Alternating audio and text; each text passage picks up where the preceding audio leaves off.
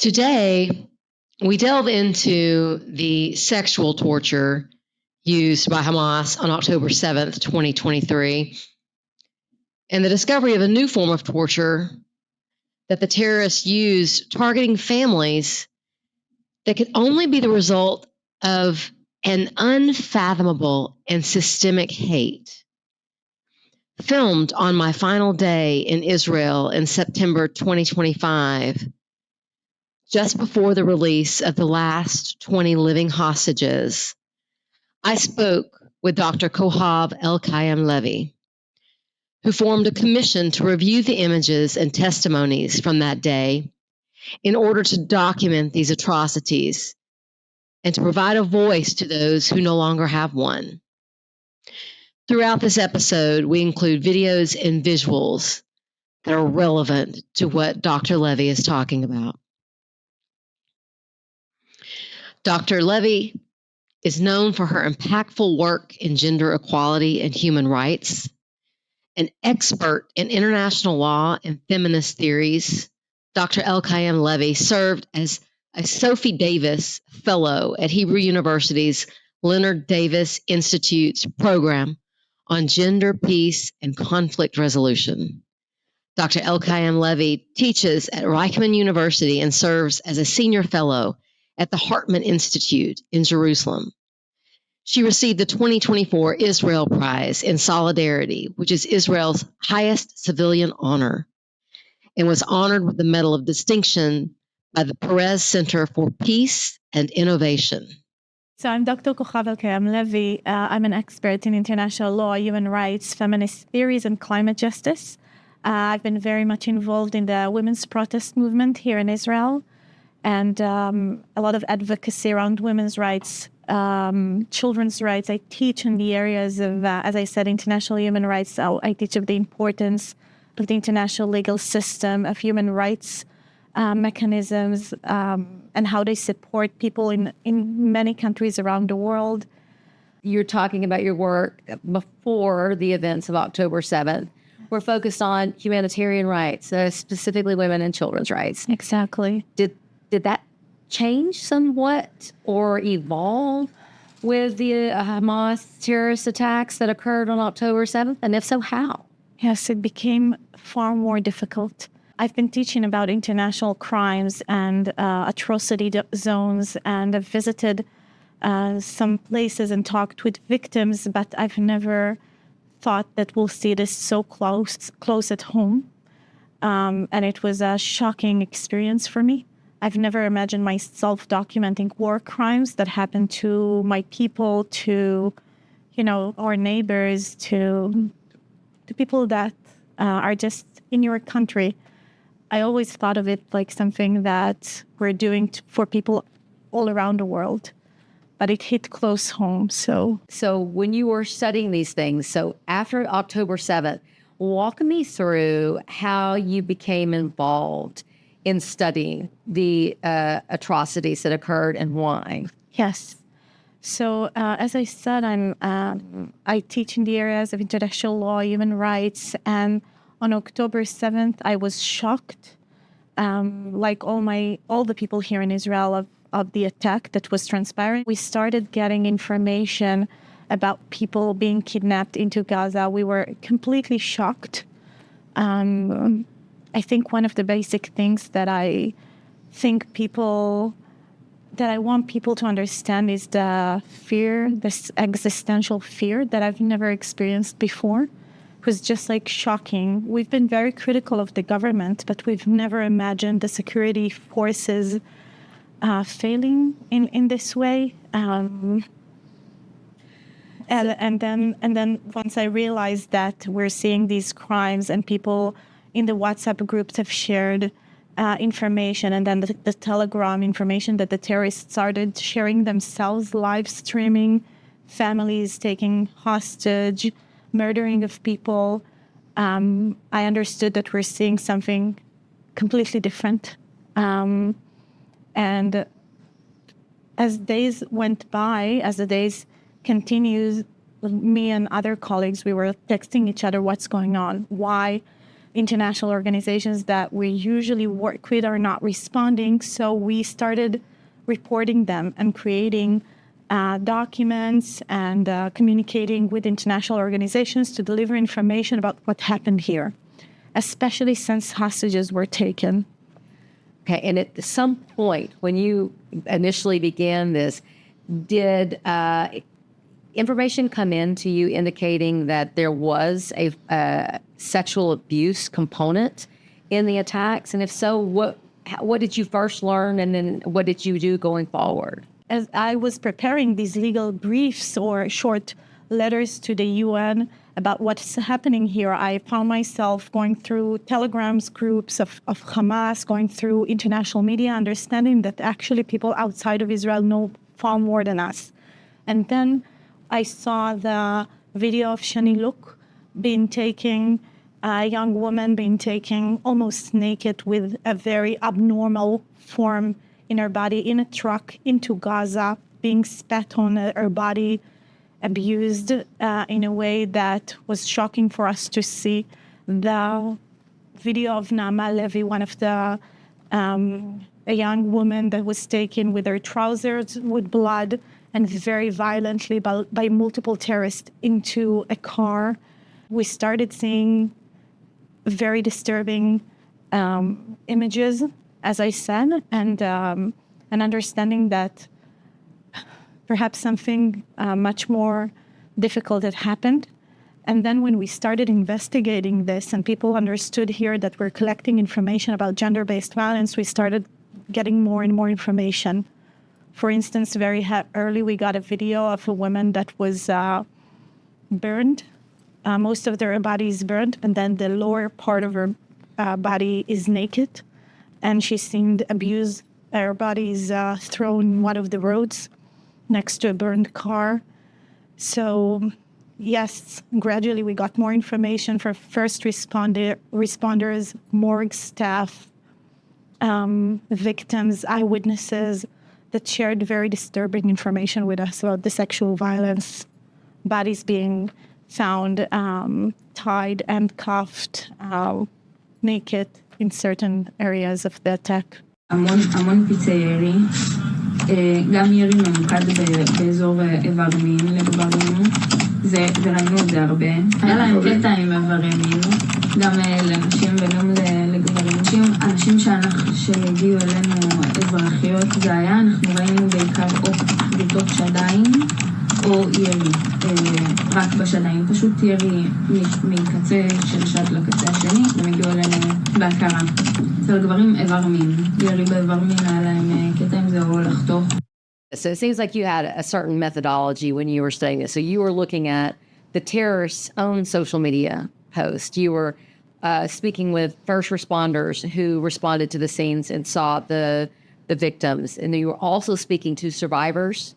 Is that right? About Yes. what either happened to them or that they witnessed? Yes, at the beginning we collected reports. We collected reports that were shared, like open source investigation. People shared information in multiple medias and multiple mediums. People shared information with us, sent us images. At a certain point, for instance, I was invited to speak at the UN. So people here in Israel have heard that I'm going to deliver a speech. So they texted me, Cochav, will you share that this happened? Have you seen this image? Please tell them that this happened. It was one of the most devastating days in my life. But once we started understanding that we have to do it in a very structured way and documented way, we established an archive. Today, the head of the archive is the former deputy head of Yad Vashem archive.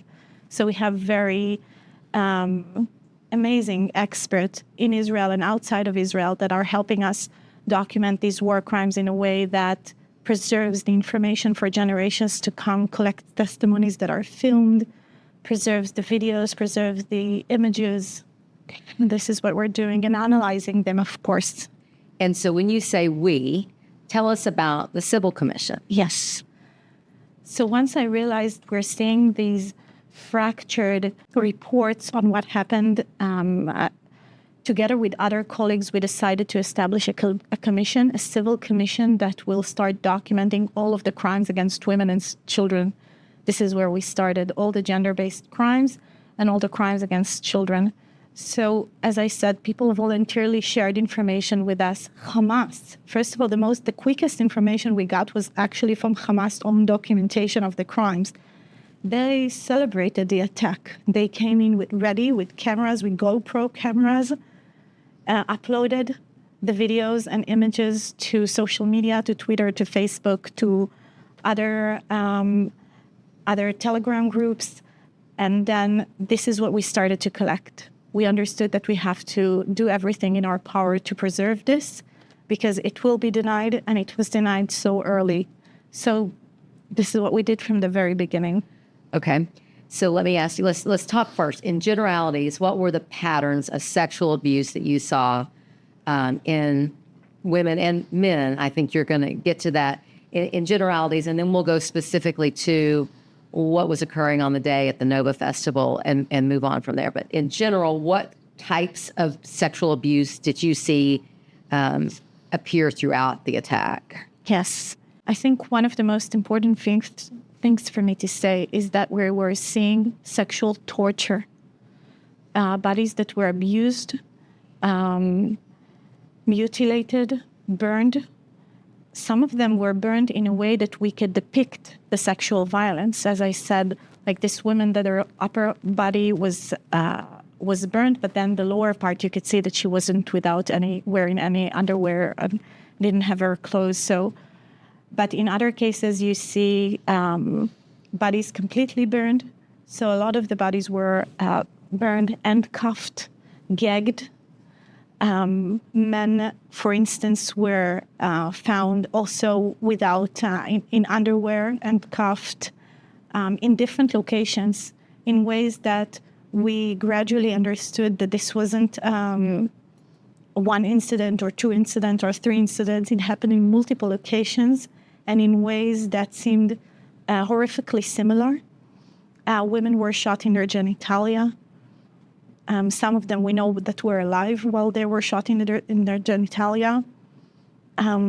We even have a video and images of a man that was found with his the entire area of his genitals burned. So this is the kind of torture that they've been through. And I've also heard that with women's breasts, that they had some, I don't know if it's a fascination, but that there was the mutilation of women's breasts was a common thing. Was that the case? The mutilation of bodies was something that repeated in different locations. In Nova, there was a case of a gang rape, and eyewitnesses that saw a woman's breast being cut and her being gang raped in a way that when she was alive and then when she was dead. So you're saying that she was raped when she was alive, but then also after she was deceased? Yes. I mean, that is just, it's very hard to imagine as a woman, or as a human, really, that type of activity. حماس وطلع داعش. ايش بيناتهم؟ يعني شو الفرق بين الحماس والداعش؟ من الكلام يعني اللي قلت انه تقطيع الرؤوس والاطفال والحرق والهذا انه صارت حماس داعش. يعني حماس صارت داعش، انه داعش بتحرق هي وبتقطع وبتذبح. يعني صارت من حماس شيء اسمه داعش هالقد. يعني ايش صار؟ مش مخ، يعني بطلوا بني ادمين.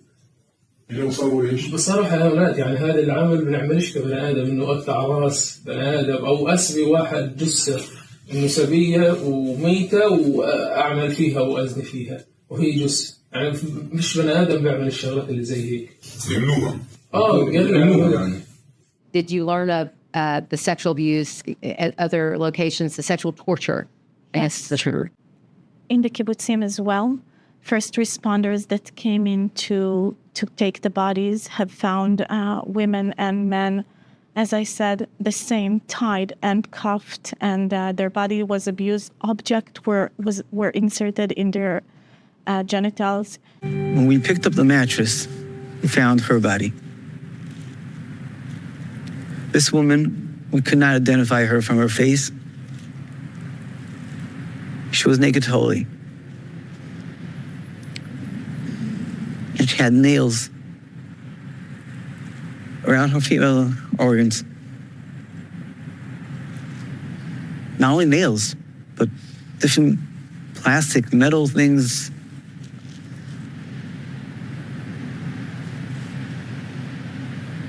She's a woman that's so you can do whatever you want.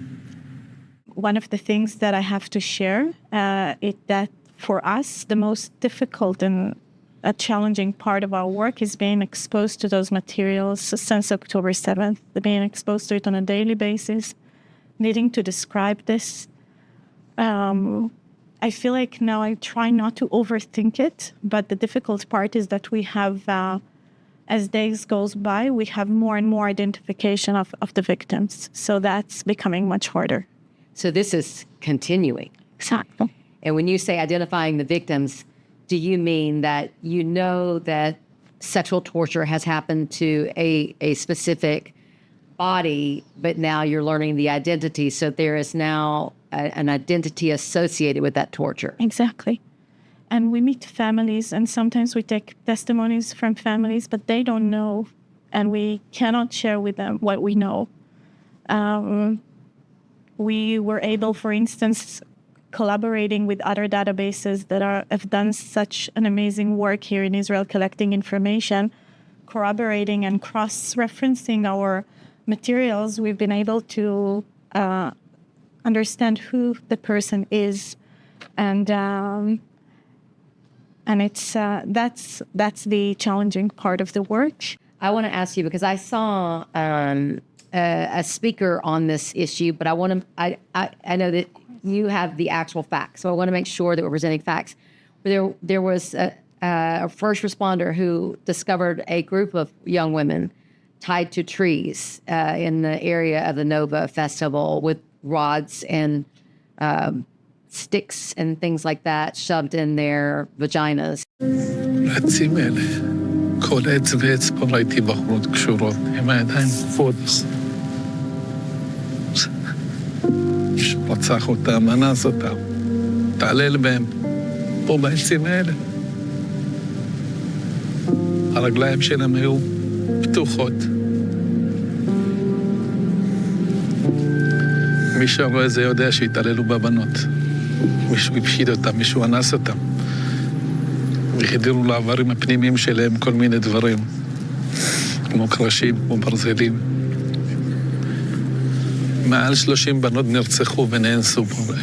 Is that something that you know to be a fact?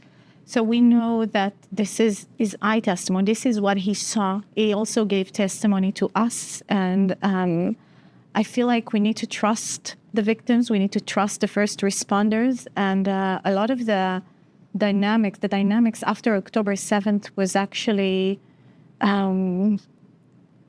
such. How would you say?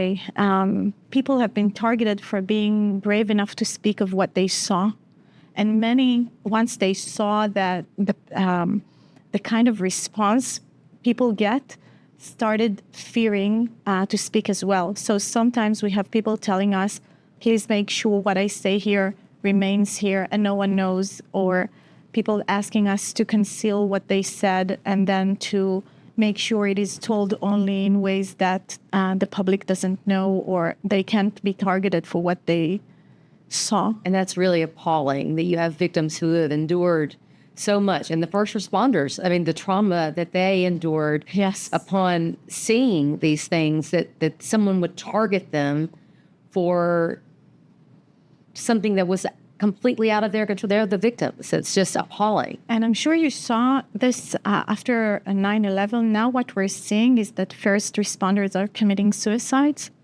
It's kind of an unreported phenomena, but since we are trying to get to all of these first responders, we unfortunately learn of many of those who already committed suicide and took to the grave whatever they knew or saw, and survivors of the Nova that are committing suicide. So, yes.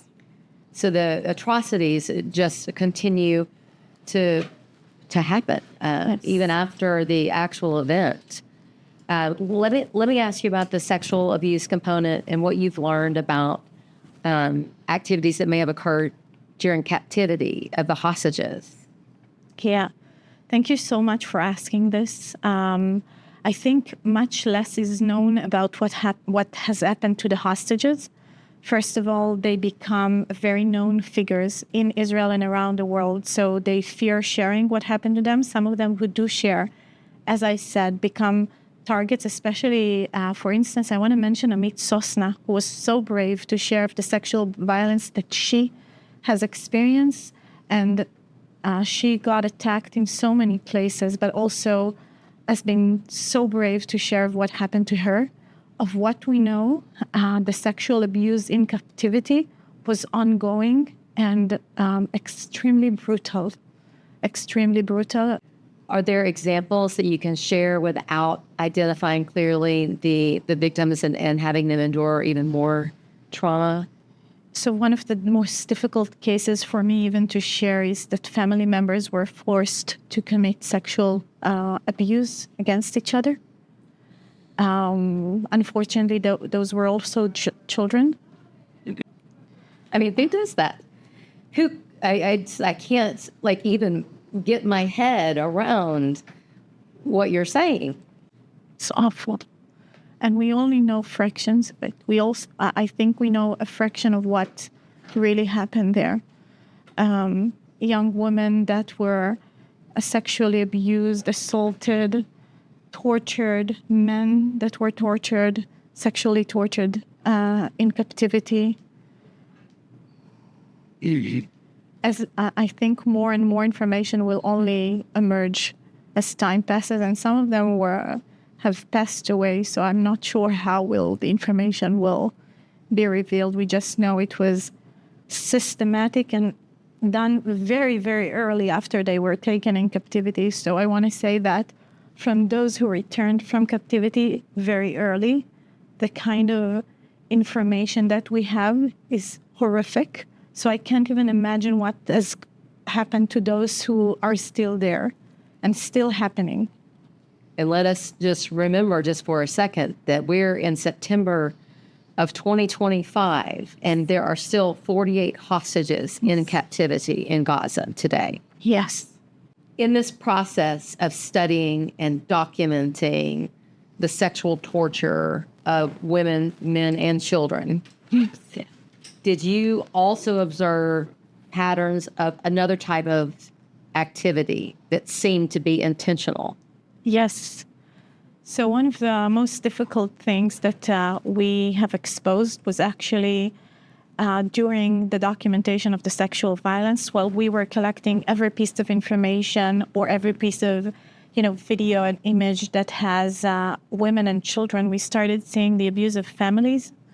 Again and again, videos of families that the terrorists entered their houses, killed family members, children in front of their parents in front of their children. And I think we spoke about it a little bit about how being a mother to children has just made this far more complicated for us documenting this, and for me personally documenting this. And I found myself physically unable to document those crimes. I remember that we usually sit together in teams or groups reviewing the materials. And I remember saying, okay, we have to stop. I can't see this. I want to give one specific example. It was the Dunn family, where you see the terrorists enter the house, and the house is covered with balloons. We know it was the 18th birthday of Mayan, and she was murdered. And you see the video shows their family right after the murder. So you see the father is terrified. He's just shocked.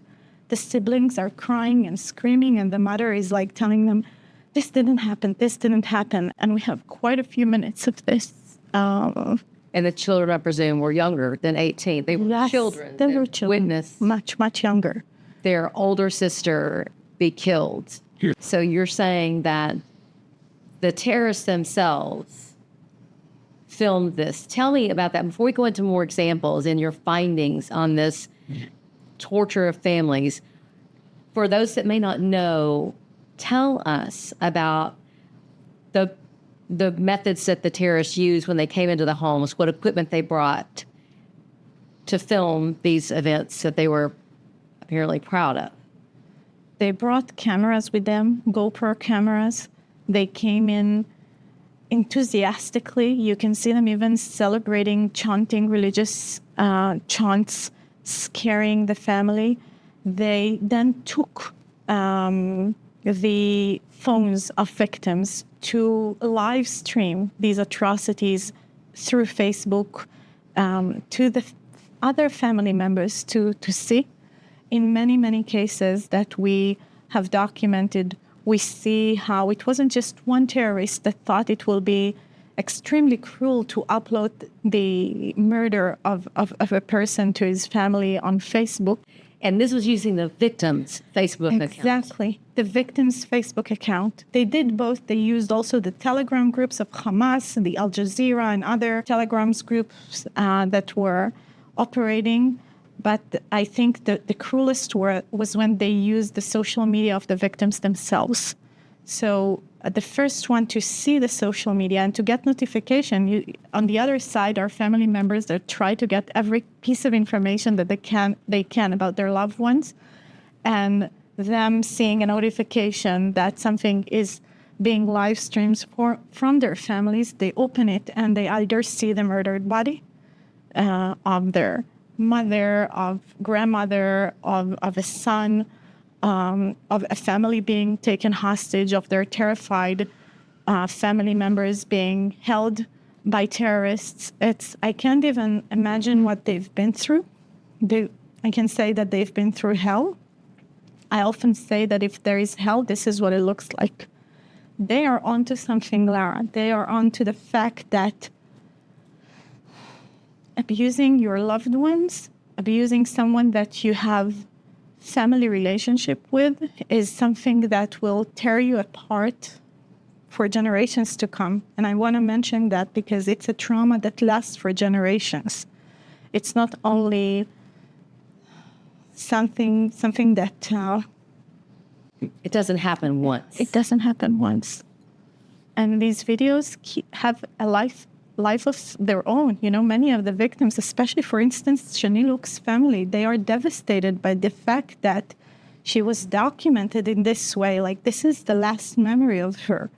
And the world knows Shaniluk because she was taken almost naked into Gaza and her body disformed and being spat on. So they even lose something by this cruel documentation of these moments. For us as researchers, it allowed a window to this hell. We were suddenly able to see this in a way that most vividly allowed us to understand that this has not been understood yet. I found myself contacting colleagues here in Israel and around the world, asking them, have you heard of this? Have you heard of the torture of families? I tried every variation: violence against families, weaponization of families. Where can I read about it? And I found the responses to be puzzled as I was. And I thought, how come I haven't heard of this? And then this is what got us to start and investigate each and every family that has had a family member either kidnapped or murdered. We collected information from each and every family member, what happened to them. And when we put it on a spreadsheet, and when you put it on a spreadsheet and you start seeing the stories and what happened, for instance, separating family members, we remember, keep repeating this. They separated me from my son. They took my son away from me. They took my daughter. They murdered my daughter and the baby in my hands. It's like understanding that something keeps repeating, and then you see it in a spreadsheet and you understand that this was not random. They separated family members, tore them apart. They murdered family members in front of one another, making sure someone lives to endure the trauma. Burnt family houses. Well, one of the report that we wrote about it opens with a quote of a child. The child, he is a teenager, and he said, and then mom died on top of me. he shared how he was hiding under the body of his mom. He was injured. The terrorist entered the house, killed his parents, thought they also killed him, but he was able to stay injured under his mother's body, thinking that she protected them in many ways. And then they returned to burn the house. So I want to say that the burning of houses, the vandalism, was also a repeating thing that people shared, that they were hiding in the shelters and they heard them just ruining everything. They spent hours burning and ruining, and he was able to escape. So they returned and they burned the house, and he was able to escape after they left and share with us what happened with him. And so once we started seeing that we can identify specific patterns, we knew that this was not random, that this was a coordinated, organized attack, very organized, in ways that still give me shivers. And again, murder is evil. Torture is evil. But to take something to that level requires an amount of, it seems like, hate that is unfathomable to me, that you can hate that much. Yeah. And it also seems like it's the dehumanization as well. Yeah. I mean, how can one human do that to another? I still struggle with this question. I feel like I'm so naive, and I was so naive before October 7th. I remember sharing a year before October 7th, I delivered a lecture about how anti-Semitism is rising around the world, and attacks of the LGBT community is just growing in Europe, in the United States, and regression in women's rights in Israel, in Europe, in the United States. And I remember saying that very bad things are going to happen. And then I've never imagined October 7th happening.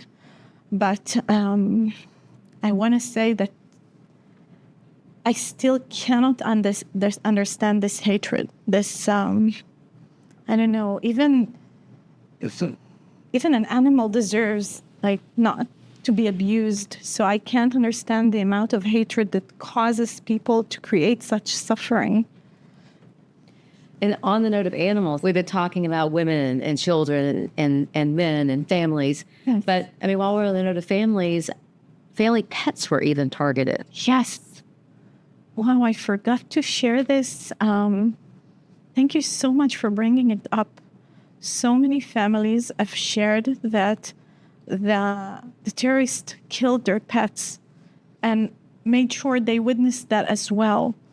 And I could see how much suffering it caused them to share with us that they saw their animal being killed so viciously and unneededly. Sometimes they said that the animal was hiding, and then they made sure they killed it. So it's just, it's amazing that you bring it up. We mention it in the report. So you speak about the report. This phenomena that you believed was occurring, and I know you mentioned earlier you reached out to scholars. How did that evolve? Did you and other scholars come together and determine that there was, in fact, a phenomena? And if so, did you give it a name? Yes. Once I understood that it was never named, and that other scholars are experiencing the same kind of confusion that I was experiencing, this is when we started collecting all the information we could about what happened to families. And once we understood that this was an organized attack, we decided that it deserves a name, that the victims deserve a language to express this unique suffering. I want to emphasize the unique evil that it creates. The fact that it's one thing to know that you have lost your child. It's another thing to have to witness it. And it's just this kind of understanding made us understand that we have to name it. We called it kinocide, kin as in familial relation and side as in the systemicity of it. And now I find myself often explaining it as family-targeted terror, making sure people understand that families are being targeted by terrorists, and making sure that people understand that this kind of terror and strategy could be copied by other terrorist groups around the world. Because when we see these, me and you, when we see these videos, we are horrified, but they might get inspiration from seeing so much suffering being caused and understand that there is something here that they can intensify the harm of victims by abusing their loved ones. That is a terrifying thought. I mean, as a mother myself, we've talked about this. I can't imagine watching my child die. I can't. Yeah. I don't think most could. So you created a report. We have a copy here. It's entitled The Civil Commission on October 7th Crimes by Hamas Against Women and Children. A crime without a name for victims without a voice. Kinocide. Is this your publication right here? Yes. And it's been endorsed by a number of scholars around the world. Yes. Thank God we had amazing men and women that stood by our side to make sure first we can carry out this work. At a certain point, I thought that I cannot be immersed in those materials. I know each and every story of the family, and I felt emotionally exhausted. So we had amazing men and women helping us.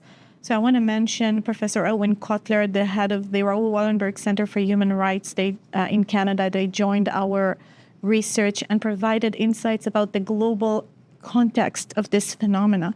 Professor Kotler was the former Minister of Justice of Canada. And Professor David Crane was the head of the Special Tribunal of Sierra Leone. And he told us, please mention that it happened in Sierra Leone. And Professor Nienke Grossman, who is a judge in the Inter-American System of Human Rights, and other, Professor Yuval Shani, the head of the Human Rights Committee at the UN, former head of the Human Rights Committee at the UN, and other really amazing experts around the world that gave us strength to reveal this and to raise awareness to this concerning phenomena. Well, I'm glad that there are other scholars out there that, not that they've seen the similar events, but that we have an awareness, and, with information, comes power, right? Yes. If we can identify what it is and recognize who may use this weapon, then hopefully we can begin to, at least prepare for it. Exactly. And I know you've mentioned this several times, but I cannot imagine the difficulties in doing this work. And you've been doing this for almost 2 years at this point. Yes. How do you and your team ensure that you're okay? Well, it continues to be the most challenging part of our work. It continues to be challenging for me personally. So many people ask us, how do we keep going? And I want to say that one of the things that keeps me going is knowing that we help the victims, that it has impact on their lives. And I want to share one recent example. A father that heard me on the news, a father of a 19-year-old woman that was kidnapped into Gaza. And he heard me saying that the suffering of families is different, that seeing your loved ones being murdered or abused or tortured is a different kind of suffering that traumatize you in ways that have not yet been properly explored and or criminalized. And he called me and he told me, I want to thank you. I want to thank you because I thought I was going mad. My daughter was murdered, and I see other fathers rebuilding their lives, finding purpose, and I already had 2 heart attacks. But I saw my daughter. The Hamas published a video of her, and I actually saw the video, and I was afraid that they will know before that I know. It's a horrific video. She's begging for her life. And then the last image in the video is her murdered body. And he told me, thank you, or now I know that I'm not mad, that I'm not crazy. Not mad, I meant that I know that I'm not crazy. I know that I've experienced something else, that it's unlike other fathers, that I understand better. And for me, the ability to give language to those victims, to meet victims around the world telling us, please tell our stories. And we make sure we tell the story of the Yazidi community in Iraq, of the people of Rwanda, of people in Sudan, telling that they are being abused in this way that leaves marks on a nation, on a family, on a community, in ways that is very, very traumatizing, is something that keeps us going on, keeps us doing this work. Well, the work you're doing is so invaluable. But I just wonder, how do you keep your group, the Civil Commission, how do you keep take care of yourselves, having to be exposed to all of the horror on a repeated basis for a wonderful purpose, but how do you take care of yourself? So that continues to be the hardest part of our work.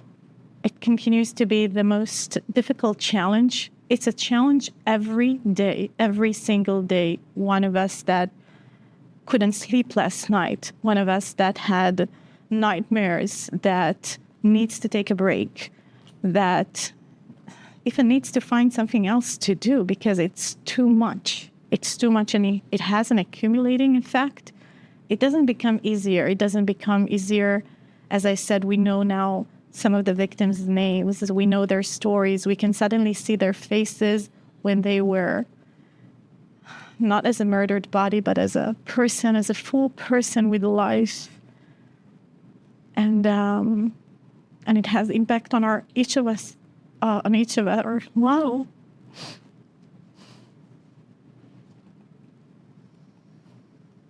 Adam.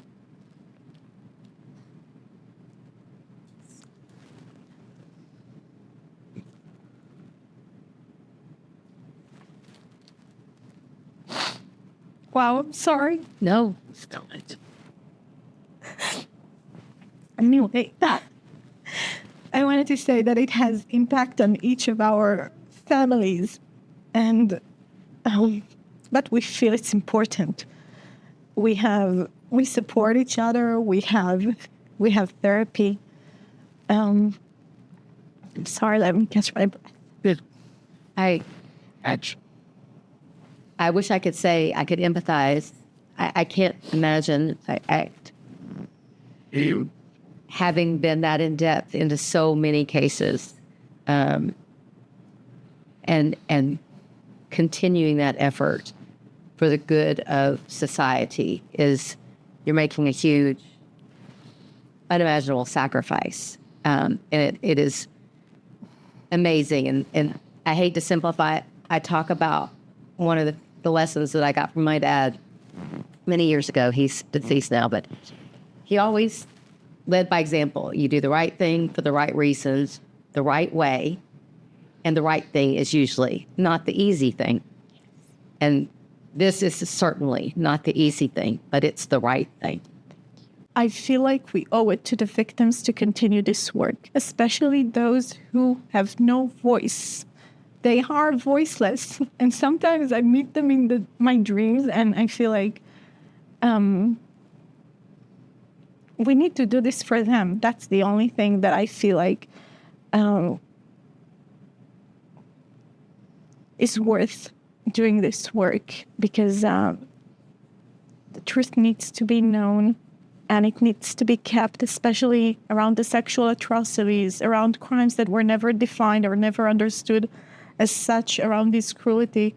I often ask myself, how come I'm doing this work? Because I'm the most, my mother always said that I was afraid to go upstairs.